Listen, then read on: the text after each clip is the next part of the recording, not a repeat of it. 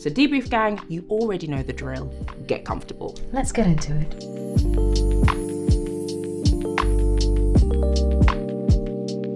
I am in London in a random hotel in Central, and I am here to interview the one, the only Cynthia Erivo. That is correct, Debrief gang. We have a lot to discuss. We are going to sit down with her. We're talking about Wicked Part 1 and Wicked Part 2. Let's get straight into it. So Cynthia, I want to jump straight in because I did watch Part 2. Okay. We're going to go back to Part 1 for a second. Okay. Because I do think flowers should be given where flowers are due. I think it's disrespectful for us to jump straight to 2 without me saying how amazing Part 1 was. Thank you. As in, I was sobbing. But not just you, but the entire team, the ensemble, everyone just absolutely smashed it. So when obviously we heard Part 2 was coming to our screens, we were all very excited. Yeah. I watched it. Wow. I want to talk about the evolution. Yeah. Because there's a jump. Yes, there is. From Part 1 Yeah. to Part 2, Yeah. Elphaba goes on a journey. Yeah. Her confidence, Yeah. sensual energy. Yeah. Elphaba's sexy. Wow.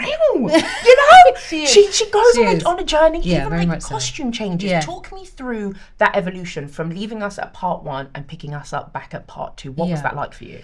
We shot both movies simultaneously. Okay. At the same time. And so before we even began, I knew that I wanted a shift in energy for Elphaba into movie 2. I wanted her to be really grown up and really confident and standing in her sort of power. Mm-hmm. Because when we leave her in 1, she's sort of just found the beginning of who she really is. Mm-hmm. She's made the decision to go out on her own, but she's still really young. Mm. And so when I knew that we would sort of like jumpstart into the beginning of the next movie, I really wanted her to be grown up. And so Paul Taswell, who's just beyond wonderful, costume designer, he and I would sort of go back and forth on what we wanted. He had already, I remember I asked him, did you know that you were going to put me in trousers for the second movie? He was like, no, and then I met you. Mm-hmm. I was like, oh, she's going to move. Yeah. I wanted to be able to move. Yeah. And so we had these amazing sort of trousers and this coat that sort of becomes the hero coat, and we have the ominous cape, which has changed from the first movie. Mm-hmm. It's not just the thing that was tied around her neck, it now is her cape. Yeah. And I sort of had a conversation about makeup and the way I wanted it to sort of evolve from what we see in 1, which is actually quite bright and open. Mm-hmm. It's green, but it's still like wide-eyed and sort of like doughy. And then the second time, I wanted it to be much darker, much more mysterious. I wanted to play with the freckles. So she has freckles in the first film. They still exist in the second, but they, you know, as you get older, you get more freckles. Mm-hmm. And so what I wanted to do is play on the way we see witches. And usually it's like the wart on the nose, the wart on the chin, the wart on the lip. And I just made them beauty spots. So that we're talking about word of mouth, how things sort of can be expanded, how people can exacerbate things and then they turn into something that they're not. Mm. But actually when you go back to the source, it's something completely different. Mm. I knew that I wanted beauty to be in the eye of the beholder, so that every time people are like, she looks like she's an extra eye, she's ugly, this, that, the other. Yeah. That actually, when you look at the real thing, that's not the case at all, and that actually it's you're implying it from someone else. It's someone else imprinting their idea, their bias on this person. I just wanted her to feel softer. Because I knew that this was going to be a lot of her having to fight against things. So when there were moments of solitude or sensuality, let's say when she was with Fiyero, I wanted her to be in her space and vulnerable and softer, so that we could see that side to her, that we knew that side exists. There was a moment I was calling it the treehouse, but we'll go with the lair. No, the treehouse, the lair. Yeah, and she had the cardigan and we saw like the shoulder. It's so delicate, but it's such a intentional choice that's made. I was obsessed with her and Fiyero. I'm sorry. It's when her and the wizard and they come in and he points the gun at her and you can see in her face she's one of the heartbreak. No, Cynthia. No, honestly. The heartbreak. How was that internal conflict, I guess, of like, she deserves to be loved, but she's also fighting against sort of the idea that she knows how society, I guess, views her. And she's that battle? Because I think time and time again she's allowed herself to believe that something might happen, that someone might love her, that even if they're at distance. I think she's held on to the chemistry that they may have had before. And so for her, she's like, I'm sure she's in her head, she's thinking, well, he must still feel something, and even if he doesn't feel what we might have felt before, there's still care there. And so when that gun is pointed at her face, it's a realization, oh, this is, he's the same as everybody else. So she believes, because it's happened time and time again. She ends up being let down by people often, and that loss, it sort of takes her, you know. There's a line in the movie where Fiyero says, "We are going to be together always. You can see a house flying in the sky, you can't see that." And I think for me, that's the moment where I think Elphaba now starts to believe, like, okay, all right, I believe you. You know, all right, fine, you love me. All right, you know, that's it. When you and Jonathan Bailey were doing your "As Long as You're Mine," singing, the lyrics of that song are absolutely beautiful when you strip it back. What was that scene like for both of you? Lovely. It was really intimate. It was really, really intimate, because we had rehearsed it, and both of us knew that we didn't want to just like go into the song. We knew we wanted them to sort of like find each other, because both of them they're sort of.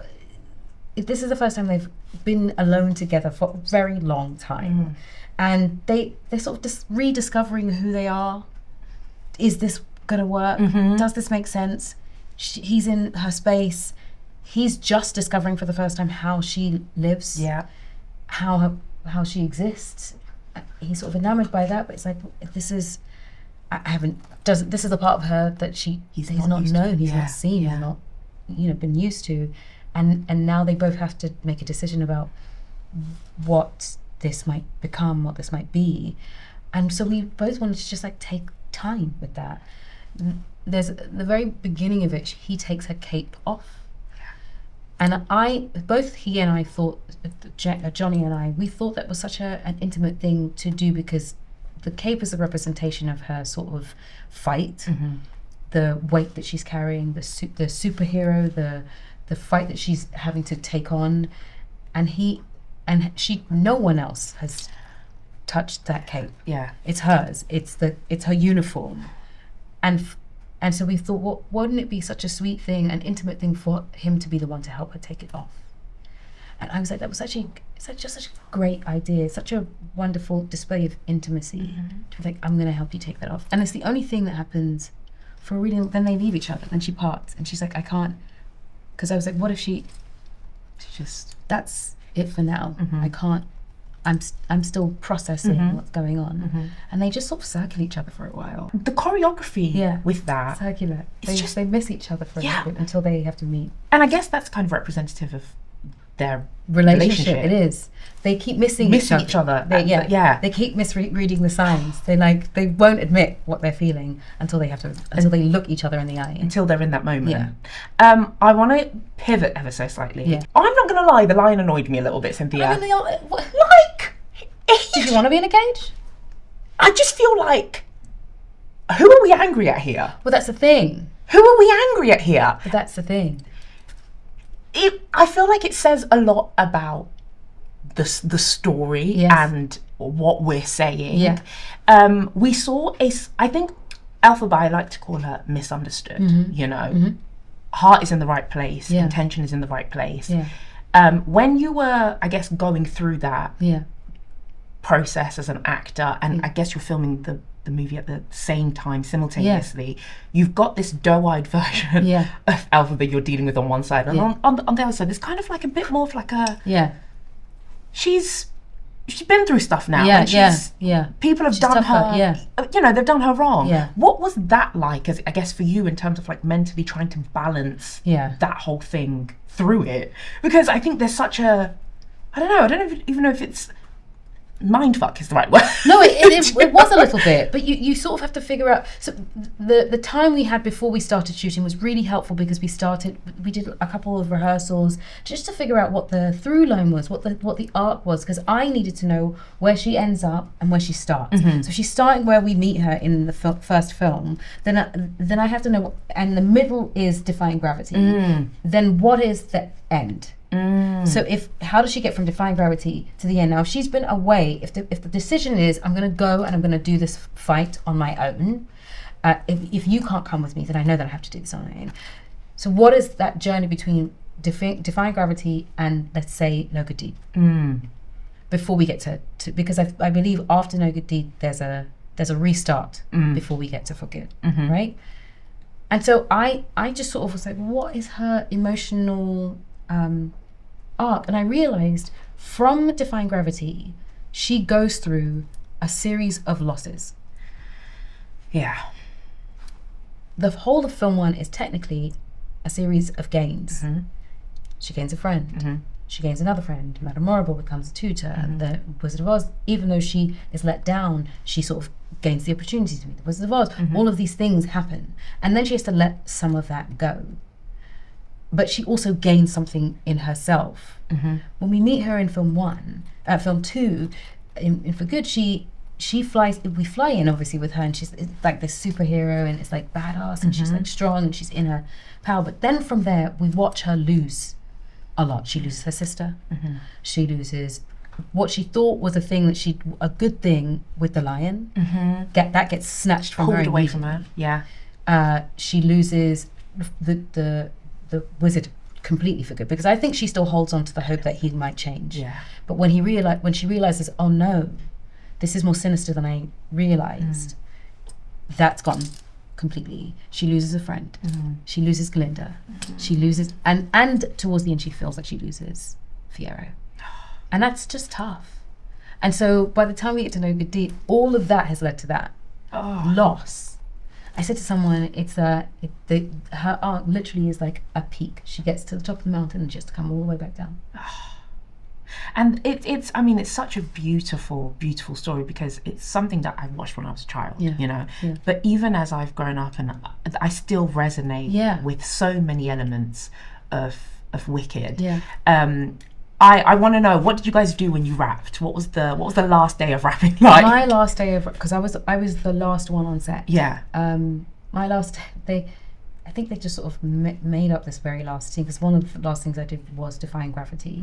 And then I remember we shot this really sort of like interesting corridor light scene where they saw me pick up a bunch of flowers, and I put like a bunch of poppies, and then they called cut, and it was like the tears that came were beyond. I can't even describe to you how tearful I was. I could not stop crying. And then for me, it's like a physical letting go, because I have to take off the grief. So it wasn't just sort of like taking off the costume and then it's walking out. It's like spending an hour and a half taking off the makeup, becoming myself again. Literally getting rid of the character that I've been playing for the last 9 months. Oh my God. So it was really emotional.